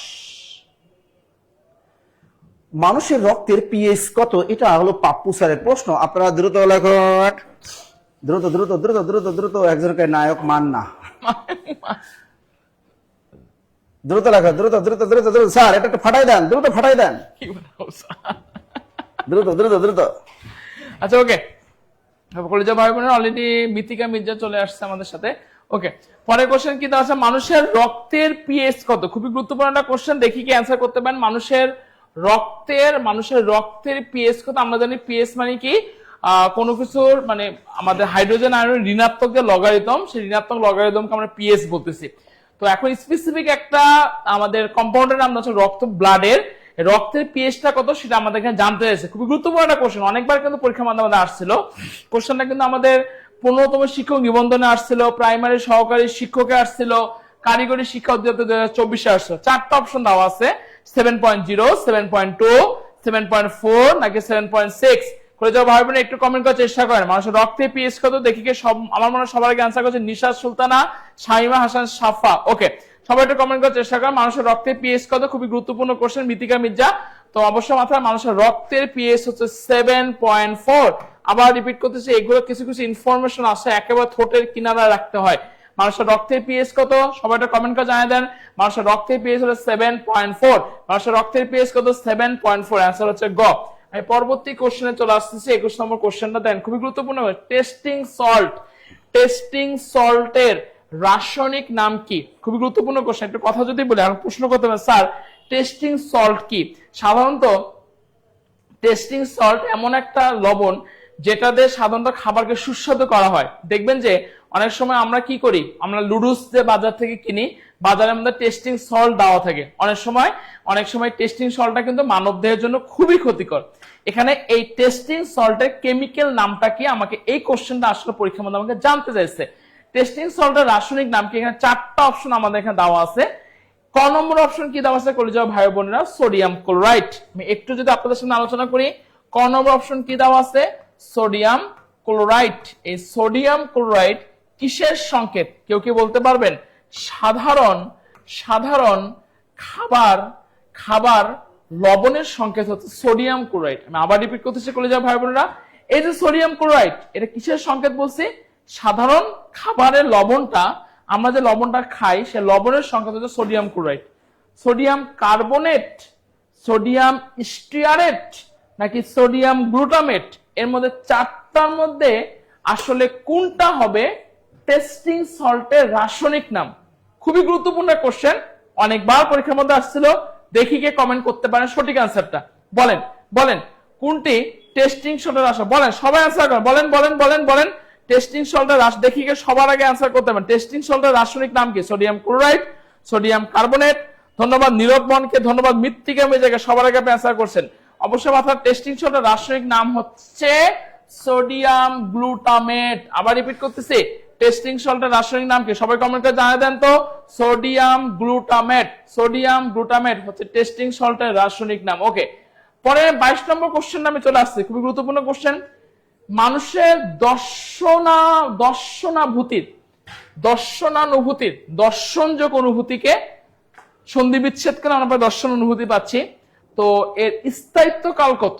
মানে ডিউরেশনটা কত? আসলে খুব গুরুত্বপূর্ণ কোশ্চেন। কোশ্চেনটা 26তম বিসিএস এ আসছিল, তারপর হচ্ছে আপনার সমাজসেবা অধিদপ্তরে আসছিল 2017-তে আসছিল, পল্লী বিদ্যুতায়নে 2019-এ কোশ্চেনটা আসছিল। খুবই গুরুত্বপূর্ণ। মানুষের এখন কোশ্চেন কথা, স্যার এটা আসলে কি? দর্শন অনুভূতি স্থায়িত্বকাল মানে কোন একটা জিনিস আপনি দেখতেছেন, আবার চোখ খুলতেছেন, কতক্ষণ পর্যন্ত আপনার স্থায়িত্বকাল থাকতেছে, এটাকে আমরা কি বলি? দর্শনানুভূতি স্থায়িত্বকাল। আসলে কতক্ষণ? এখানে কোশ্চেনে কি দেওয়া আছে? 10 সেকেন্ড, 1.5 সেকেন্ড, 0.01 সেকেন্ড নাকি 0.1 সেকেন্ড? তিনটাই কিন্তু সেকেন্ড কথা বলা আছে, 4টা সেকেন্ড। একটা আছে 10 সেকেন্ড, একটা আছে 1.5 সেকেন্ড, একটা আছে 0.01 সেকেন্ড নাকি 0.1 সেকেন্ড? দেখি কে সবার আগে অ্যান্সার করতে পারেন। দেখি। ধন্যবাদ রাহাত হাওলাদারকে, আপনি সবার আগে অ্যান্সার করছেন। একটা জিনিস মাথায় রাখবেন, মানুষের দর্শনানুভূতির স্থায়িত্ব কাল হচ্ছে কলিজার ভাই বোনেরা, একেবারে ঠোঁটের কিনারায় রাখবেন 0.1 সেকেন্ড। 0.1 সেকেন্ড। সবাই একটু কমেন্টে জানাই দেন মানুষের দর্শনানুভূতি স্থায়িত্বকাল কত বলছি? 0.1 সেকেন্ড। কত বলছি? 0.1 সেকেন্ড। ধন্যবাদ দীনা বিশ্বাস। ওকে, 35 নম্বর কোশ্চেন, কোনটির তরঙ্গ দৈর্ঘ্য সবচেয়ে বেশি? একটু সবাই অ্যান্সার করার চেষ্টা করেন। বলেন, খুবই গুরুত্বপূর্ণ। তরঙ্গ দৈর্ঘ্য সবচাইতে বেশি। দেখেন কতবার কোশ্চেনটা আসছিল, সমাজসেবা অধিদপ্তরে আসছিল, সহকারী উপজেলাতে আসছিল, প্রাথমিক বিদ্যালয় সহকারী শিক্ষকের কোশ্চেন আসছিল। দেখি কে অ্যান্সার করতে পারেন সবার আগে। কোনটি তরঙ্গ দৈর্ঘ্য সবচেয়ে বেশি? 4টা অপশন আমাদের এখানে দেওয়া আছে, লাল আলো, গামা তরঙ্গ, মাইক্রোওয়েভ নাকি রেডিও ওয়েভ। বলেন কোনটি তরঙ্গ দৈর্ঘ্য সবচেয়ে বেশি? 4টা নাম দেওয়া আছে এখানে, লাল আলো, গামা তরঙ্গ, মাইক্রোওয়েভ নাকি রেডিও ওয়েভ। সবাই কমেন্ট করেন কোনটি তরঙ্গ দৈর্ঘ্য ফার্স্ট কমেন্ট করেন। বলেন কোনটি তরঙ্গ দৈর্ঘ্য সবচেয়ে বেশি? লাল আলো, গামা তরঙ্গ, মাইক্রোওয়েভ নাকি রেডিও ওয়েভ? মাথা রাখবেন তরঙ্গ দৈর্ঘ্য সবচাইতে বেশি হবে এখানে রেডিও ওয়েভের। আবার রিপিট করতেছি, এই চারটার মধ্যে সবচাইতে তরঙ্গ দৈর্ঘ্য বেশি হবে রেডিও ওয়েভের। সবচেয়ে তরঙ্গ দৈর্ঘ্য বেশি কার হবে? রেডিও ওয়েভের তরঙ্গ দৈর্ঘ্য সবচাইতে কি হবে বলেন তো? বেশি হবে। কোনটা বেশি হবে? রেডিও ওয়েভের তরঙ্গ দৈর্ঘ্য সবচাইতে বেশি হবে। ওকে, পরে আমি 24 নম্বর কোশ্চেনটা বলেন। বাতাস, বাতাস একটি কি? কারিগরি শিক্ষা অধিদপ্তরে 2020 আসছিল, তারপর হচ্ছে আপনার স্বাস্থ্য মন্ত্রণালয়ে 2022 আসছিল। মানে এয়ারটা আসলে কি জাতীয় পদার্থ? এটা কি ডায়ার চুম্বকীয় পদার্থ নাকি প্যারা চুম্বকীয় পদার্থ, ফেরো চুম্বকীয় পদার্থ নাকি এন্টি ফেরো চুম্বকীয় পদার্থ? এগুলো কোশ্চেন কিন্তু দেয় আপনাদেরকে, কোশ্চেনগুলো দেয় এগুলা। বলেন কোনটি? বাতাস আসলে একটা কি জাতীয় পদার্থ? কি জাতীয় পদার্থ? ডায়া চুম্বকীয়, প্যারা চুম্বকীয়, ফেরো চুম্বকীয়, এন্টি ফেরো চুম্বকীয়? একটা জিনিস মাথা রাখবেন, এই জিনিসটা আপনাদেরকে, কোশ্চেনটা খুবই গুরুত্বপূর্ণ জিনিস, অবশ্যই মাথা রাখবেন। বাতাস হচ্ছে আপনার হচ্ছে একটা ফেরো চুম্বকীয় পদার্থ। সবাই একটা কমেন্ট করে জানাই দেন তো, বাতাস এটা একটা ফেরো চুম্বকীয় পদার্থ। বলেন সবাই কমেন্ট করে, বাতাস এটা একটা কি পদার্থ? ফেরো চুম্বকীয় পদার্থ। ওকে, 25 নম্বর কোশ্চেনটা সবার পারা উচিত।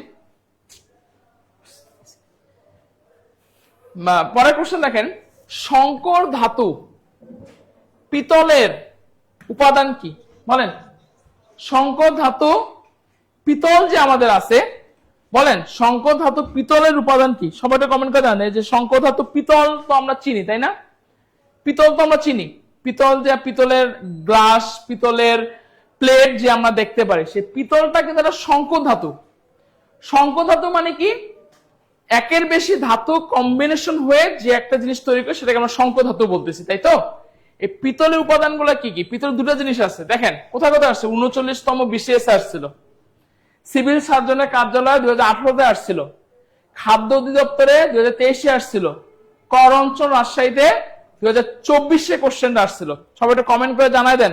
বলেন বলেন, জেসমিন জেউ বলেন সংকর ধাতু পিতলের উপাদান কোনটি? মাথা রাখবেন সংকর ধাতু পিতলটা, পিতল, পিতল এটা দুটা জিনিস নিয়ে তৈরি হচ্ছে। তৈরি হবে আপনার তামা দিয়ে আর তৈরি হবে আপনার দস্তা দিয়ে। তামা আর দস্তা দুটাকে যদি একসাথে মিক্সড করেন আপনি পিতল পাবেন। আপনি কি পাবেন? পিতল পাবেন। তাহলে সংকর ধাতু পিতলের উপাদান কি? তামা ও দস্তা। সবাই কমেন্টে জানিয়ে দেন সংকর ধাতু পিতলের উপাদানটা কি? তামা ও দস্তা। তামা ও দস্তা। ধন্যবাদ ইফাত জেরিনকে। ওকে, পরবর্তীতে আমি 26 নম্বর কোশ্চেনে চলে আসছে। পচা ডিমের গন্ধের জন্য দায়ী কে? ডিম পচা গন্ধ, ডিম পচা গন্ধ, এই পচা ডিমের জন্য গন্ধ কে? পচা ডিমের গন্ধের জন্য দায়ী কে? বলেন সবাই পারা উচিত এটা। দেখেন কতবার আসছিল, 40তম BCS আসছিল, পল্লী বিদ্যুতায়ন বোর্ডে আসছিল, প্রাণী সম্পদ মন্ত্রণালয় 2023-এ কোশ্চেন আসছিল। তো পচা ডিমে, পচা যে ডিম, পচা ডিম থেকে একটা উৎকট একটা গন্ধ বের হয়। এই গন্ধের জন্য আসলে দায়ী কে? চারটা অপশন আমার এখানে দেওয়া আছে। Carbon monoxide, carbon dioxide, calcium sulphate নাকি হাইড্রোজেন সালফাইড, নাকি হাইড্রোজেন সালফাইড। কলিজার ভাই বোনেরা দেখি কে সবার আগে অ্যান্সার করতে পারেন। খুবই কমন একটা কোশ্চেন। পচা ডিমের গন্ধের জন্য দায়ী কে? বলেন বলেন বলেন, পচা ডিমের গন্ধের জন্য দায়ী কে? বলেন পচা ডিমের গন্ধের জন্য দায়ী কে? পচা ডিমের গন্ধের জন্য কার্বন মনোক্সাইড দায়ী না। পচা ডিমের গন্ধের জন্য কার্বন ডাই অক্সাইড দায়ী না। পচা ডিমের গন্ধের জন্য ক্যালসিয়াম সালফেট দায়ী না। পচা ডিমের গন্ধের জন্য হাইড্রোজেন সালফাইড দায়ী। করে যাও ভাই বোনেরা সবাই কমেন্ট করেন। পচা ডিমের এগুলো কিন্তু ঠোঁটের কিনারা রাখতে হবে আপনাদেরকে ভাই। করে যাও ভাই না, পচা ডিমের গন্ধের জন্য দায়ী কে? Hydrogen sulphide. হাইড্রোজেন সালফাইড পচা ডিমের গন্ধের জন্য দায়ী। পচা ডিমের গন্ধের জন্য দায়ী কে? Hydrogen sulphide. পরের কোশ্চেন 27 নম্বর কোশ্চেন, বলেন পানির স্ফুটনাঙ্ক কত? সমাজসেবা অধিদপ্তরে 2016-তে আসছিল, 18তম শিক্ষক নিবন্ধনে আসছিল, কারিগরি শিক্ষা 2023-এ কোশ্চেন আসছিল। পানির স্ফুটনাঙ্ক কত? সবাই একটু কমেন্ট করে জানায় দেন পানির স্ফুটনাঙ্ক কত। মানে স্ফুটনাঙ্ক মানে কি, কত তাপমাত্রা সে ফুটতে শুরু করবে। স্ফুটনাঙ্ক 100 degree centigrade, 0 degree centigrade, 1000 degree centigrade, 105 degree centigrade. এটা সবাই পারা উচিত আমার মতে, সবাই অ্যান্সার করা উচিত। 400 জন ক্লাস করতেছে, 400 জন এটা মনে হয় অ্যান্সার করা উচিত। পানি স্ফুটনাঙ্ক কত? তুলিকা যদি আপনি অ্যান্সার করেন তো, পানির স্ফুটনাঙ্ক কত? মাহফুজা খাতুন সবার আগে অ্যান্সার করেছেন। পানির স্ফুটনাঙ্ক কত? 100 degree centigrade, 0 degree centigrade, 1000 degree centigrade, 105 degree centigrade. বলেন, মাথায় রাখবেন পানির স্ফুটনাঙ্ক হচ্ছে 100 ডিগ্রি সেন্টিগ্রেড। পানির স্ফুটনাঙ্ক কত বলছে? 100 ডিগ্রি সেন্টিগ্রেড। ধন্যবাদ অনামিকা রয়কে। পরের কোশ্চেন চলে আসতেছি, 28 নম্বর কোশ্চেন। বলেন, লোহিত রক্তকণিকা পূর্ণতা প্রাপ্তিতে সহায়তা করে কে? স্বাস্থ্য মন্ত্রণালয়ের 2015-তে আসছিল, সমাজসেবা অধিদপ্তরে 2016-তে কোশ্চেনটা আসছিল।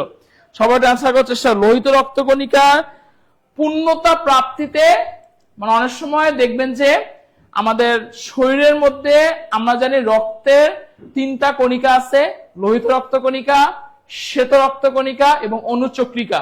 আচ্ছা, ভালো কথা, এই লোহিত রক্তকণিকার পূর্ণতা অনেক সময় লোহিত রক্তকণিকা শর্ট হয়ে যায়, হিমোগ্লোবিন শর্ট হয়ে যাওয়া মানে লোহিত রক্তকণিকা শর্ট হয়ে যাওয়া। হিমোগ্লোবিনের প্রাপ্তিতে সহায়তা করে কে? 4টা অপশন আছে, vitamin C, vitamin B, vitamin A নাকি ভিটামিন বি12। লোহিত রক্তকণিকা পূর্ণতা প্রাপ্তিতে সহায়তা কে করতেছে? Vitamin C, vitamin B, vitamin A নাকি ভিটামিন বি12। মাথা রাখবেন, লোহিত রক্তকণিকা পূর্ণতা প্রাপ্তিতে সহায়তা করে হচ্ছে ভিটামিন বি12। ভিটামিন বি12। লোহিত রক্তকণিকা পূর্ণতা প্রাপ্তিতে সহায়তা কে করতেছে? ভিটামিন বি12। খুবই গুরুত্বপূর্ণ কোশ্চেন। আমার কলেজের ভাই বোনেরা, যে কয়টা বিজ্ঞান কোশ্চেন আলোচনা করা হয়েছে সবাই ক্লিয়ার কিনা? সবাই একটা কমেন্টে জানায় দেন এই কোশ্চেনটা সবাই ক্লিয়ার কিনা। সবাই দ্রুত কমেন্টে জানায় দেন, সবাই দ্রুত একটু কমেন্ট করে জানাই দেবেন, সবাই দ্রুত কমেন্ট করে জানাই দিবেন। ওকে, 29 নম্বর কোশ্চেন চলে আসতেছে। প্রেম প্রবাহিনী কাব্যের রচয়িতা কে?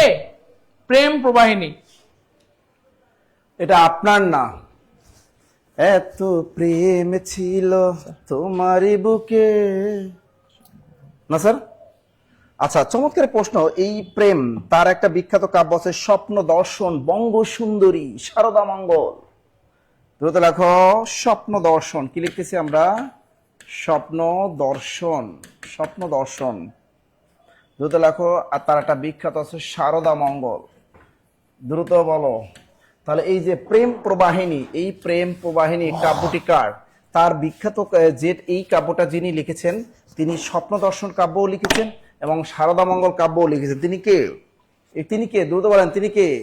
ভিটামিন প্রচুর খেতে হবে, হ্যাঁ খাও, বেশি বেশি ভিটামিন খাও। ডুবে না? Clear sir? ওকে, আর উত্তরটা বলো। প্রেম প্রবাহিনী, দ্রুত উত্তর বলো। প্রেম প্রবাহিনী, দ্রুত বলো। এবং যাকে বাংলা গীতি কবিতার জনক বলা হয়, এবং তাকে কিন্তু বাংলা গীতি কবিতার জনক বলা হয়, তাকে কিন্তু বাংলা গীতি কবিতার জনক বলা হয়, বাংলা গীতি কবিতার জনক বলা হয়। তিনি কে? দ্রুত বলেন। এবং যাকে বাংলা সাহিত্যে ভোরের পাখি বলা হয়, যাকে বাংলা সাহিত্যে ভোরের পাখিও বলা হয়, বলেন তো সে কে? তার প্রেম প্রবাহিনী কাব্যটি কার? উত্তরটা বলতে হবে আপনাদের। দ্রুত দ্রুত দ্রুত দ্রুত দ্রুত দ্রুত sir. Biharilal Chakraborty, very good.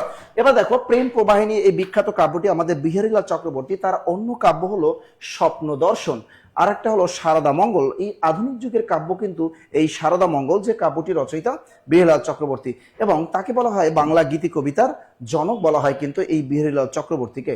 এবং ভোরের পাখি কিন্তু তার বিখ্যাত উপাধি ভোরের পাখি, সেটাকে বিহারীলাল চক্রবর্তী, বিহারীলাল চক্রবর্তী, বিহারীলাল চক্রবর্তী। ক্লিয়ার সবাই? ক্লিয়ার? উফ,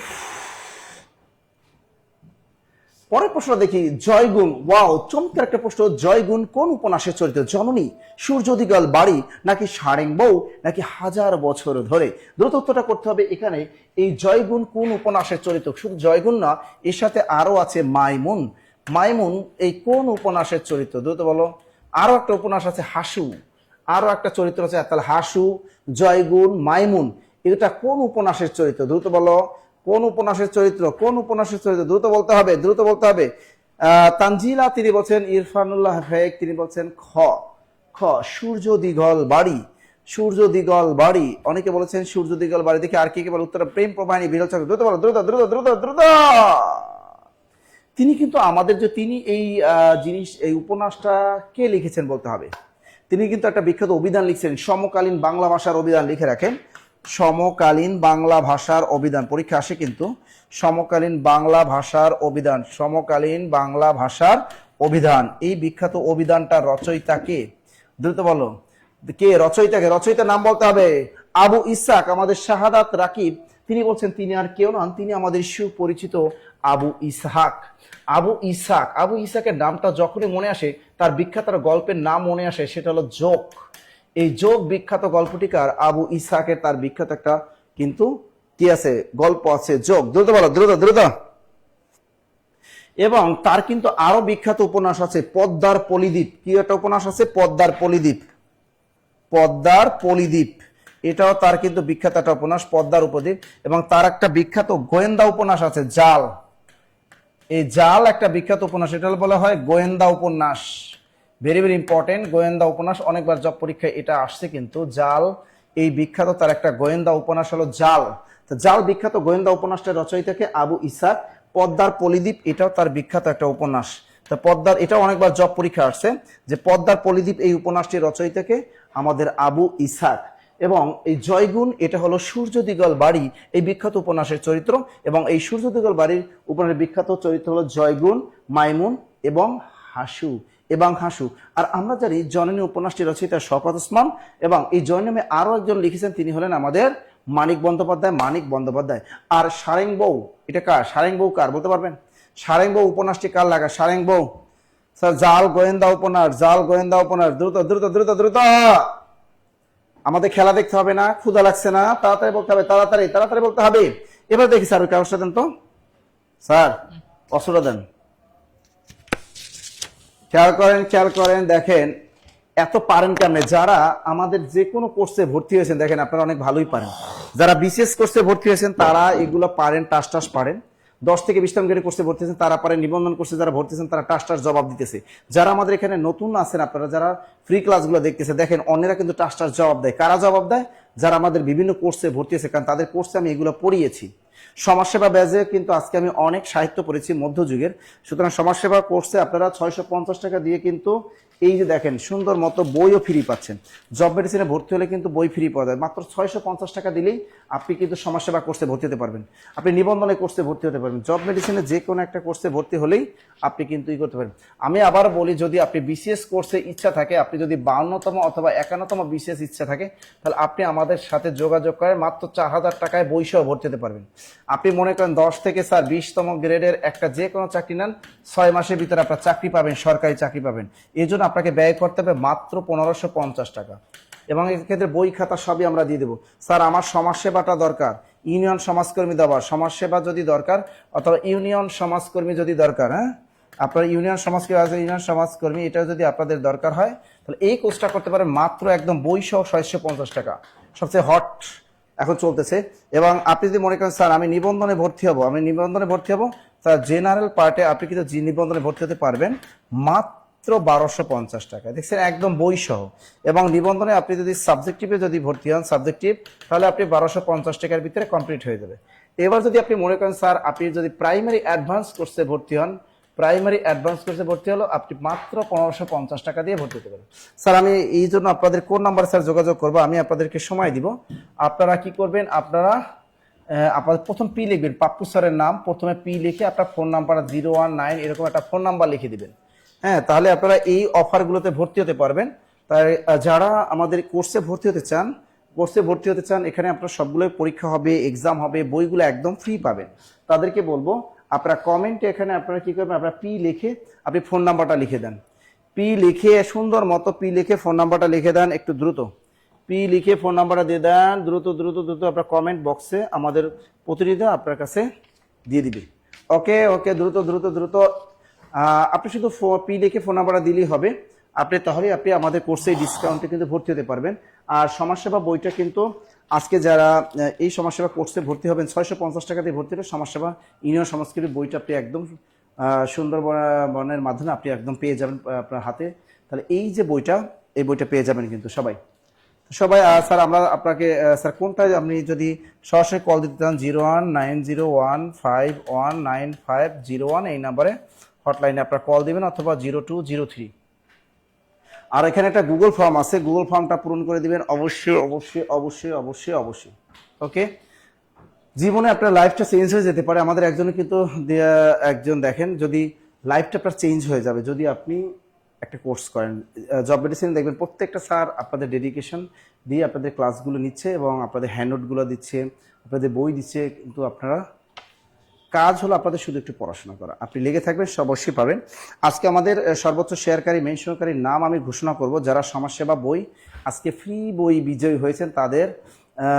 না, আমাদের বিশেষ লিখিত কোর্স এখন হয় না, বিশেষ লিখিত কোর্স হয় এটা বলে প্রিলি পরীক্ষার পরে, প্রিলি পরীক্ষার পরে হয় আমাদের। আর প্রত্যেকটা কোর্সের সাথে কিন্তু আপনি বইগুলা গিফট পাবেন। ওকে, আজকে সর্বোচ্চ শেয়ারকারী অর্জুনমুখী অনন্যা, তিনি কিন্তু সমাজসেবা বই বিজয়ী আমাদের। এস রানা এবং মিস্টার রুমা আক্তার এবং মোহাম্মদ রেজওয়ান আলী, তারা কিন্তু আজকে আমাদের সর্বোচ্চ শেয়ারকারী এবং মেনশনকারী কিন্তু আজকে দুজন আমরা পেয়ে গেছি। আমি যদি সেই চারজনের নাম যদি বলি, দেখেন একজন আমাদের যিনি বিজয়ী, তার নাম অর্জুনমুখী অনন্যা, অর্জুনমুখী অনন্যা, তিনি আমাদের আজকে কেরিয়ার আমাদের বই বিজয়ী তিনি। এবং 2 নম্বরে বিজয়ী হচ্ছে এস রানা, তিনি কিন্তু বিজয়ী। এরপর আছে 3 নম্বর আছে MST মিস্ট রুমা, আর রুমা আক্তার, মুসাম্মদ রুমা আক্তার। 4 নম্বর আছে মোহাম্মদ রেজওয়ান আলী,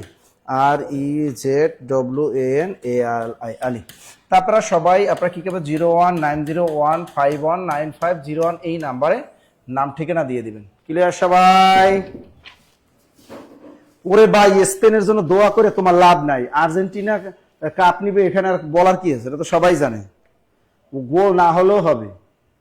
তোমরা এইসব জিনিস নিয়ে দোয়া করো না, মা বাবার জন্য দোয়া করো, এইসব দোয়া করে লাভ নাই। স্পেন কি এমন যে যাহার জন্য দোয়া করা লাগবে তোমার, তাই না? স্পেনের জন্য দোয়া করলে কি তাহলে অর্জুনমুখী অনন্যা, তিনি আমাদের আজকে বিজয়ী। এবং খেয়াল করো, এবং এস রানা তিনিও পেয়েছেন, এবং মিস্টার রুমা আক্তার তিনিও পেয়েছেন, মোহাম্মদ রেজওয়ান আলী তিনিও পেয়েছেন। আছেন আপনারা? দ্রুত লেখা, দ্রুত। এই 4 জন আমি বললাম, এই 4 জন সর্বোচ্চ মেনশনকারী এবং সর্বোচ্চ শেয়ারকারী ছিলেন আজকের। তো এই 4 জন আপনারা কি করবেন, আপনারা সবাই নাম ঠিকানা আমাদের ওই নাম্বারে হটলাইনে পাঠিয়ে দেবেন। ক্লিয়ার? ভালো থাকবেন, সুস্থ থাকবেন, আপনাদের জন্য সবসময় দোয়া রইল। আগামীকাল আপনাদের সাথে পেইড ব্যাচের ক্লাসে দেখা হবে, ঠিক আছে? সে পর্যন্ত ভালো থাকবেন, চেষ্টা করবেন। আল্লাহ হাফেজ।